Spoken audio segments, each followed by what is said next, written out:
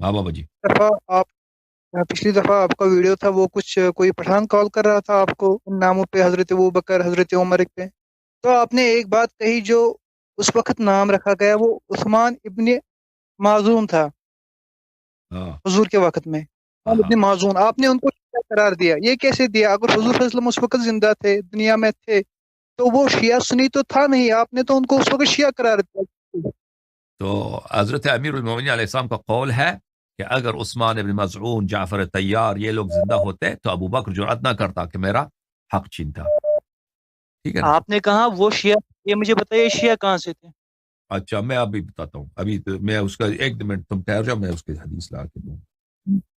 صحابہ کی یہ نہیں چاہیے، روایت نہیں چاہیے، مجھے وہ چاہیے جو خود حضور صلی اللہ علیہ وسلم آپ نے کے بولا ہو. یہ در منصور ہے، آپ لوگوں کی ہے نا، آپ لوگوں کی کتاب ہے، میری کتاب تھوڑی ہے. منصور کون ہے؟ میں نہ میں بابا نہ میں کبابا، میں کچھ نہیں. مجھے بتاؤ، جھوٹ مت پھیلاؤ، مجھے بتاؤ سچ سامنے. یہ اور جھوٹ ووٹ بھائی میں نہیں ادب سے سنتا بات کرو، وہ. ادب سے بات کرو، ادھر بے ادبی مت نہیں کرو، ٹھیک ہے نا.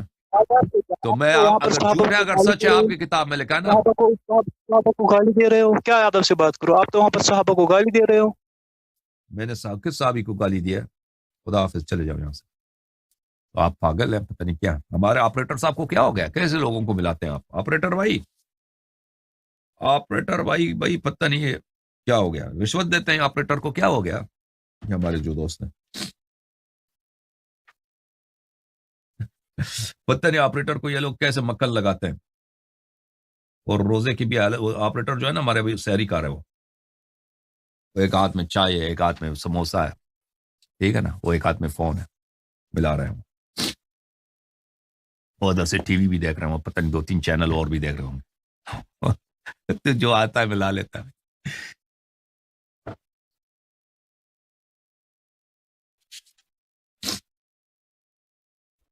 عزیزو، یہ کتاب ہے الدر المنثور فی التفسیر بالمعثور، الجزء الثامن، چاپ دار الفکر، چھپی ہے یہ کتاب سنہ 2009 میں. یہاں پہ آئیے عزیزو، تفسیر سورۃ البینہ، اعوذ باللہ من الشیطان الرجیم، سورہ مبارکہ بینہ، ٹھیک ہے نا. یہاں پر آپ کو لیے چلتے ہیں، اس آیت کو دیکھ لیجئے. اعوذ باللہ من الشیطان الرجیم، بسم اللہ الرحمن الرحیم. ان الذین آمنوا وعملوا الصالحات اولئک هم خیر البریہ، اولئک هم خیر البریہ.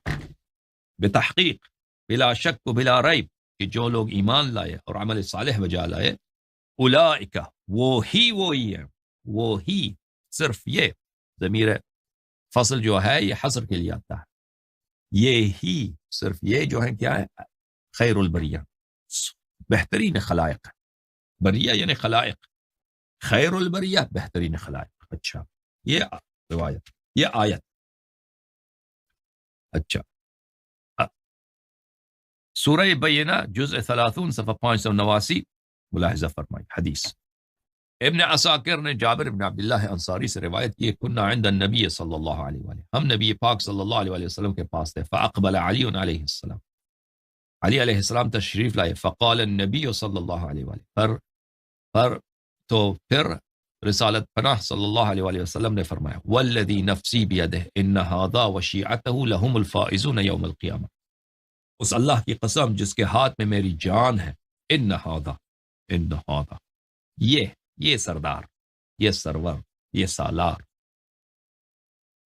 یہ سید، یہ بہترین، یہ اور ان کے شیعہ، لہم الفائزون، صرف یہ روز قیامت کام روا، کامیاب، سرخرو ہیں، اور لوگ نہیں.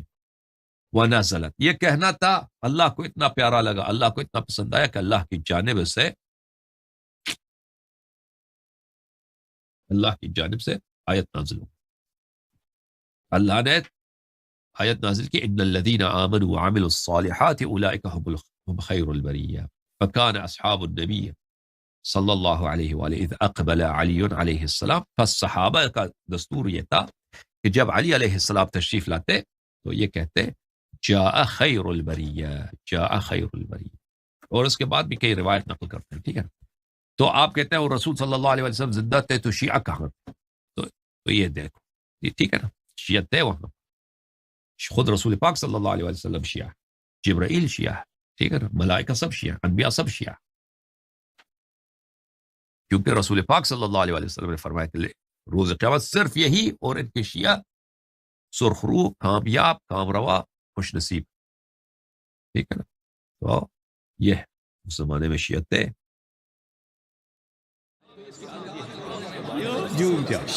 جوم جاؤ پرواز کرو، کیوں فخر سے سر اٹھا، کیونکہ اللہ تعالیٰ نے تمہیں انتخاب کیا. صراط حق پر صرف تم ہو، صراط ایمان پر صرف شیعہ، کیونکہ اللہ تعالیٰ نے تمہیں انتخاب کیا. صراط حق پر صرف تم ہو، صراط ایمان پر صرف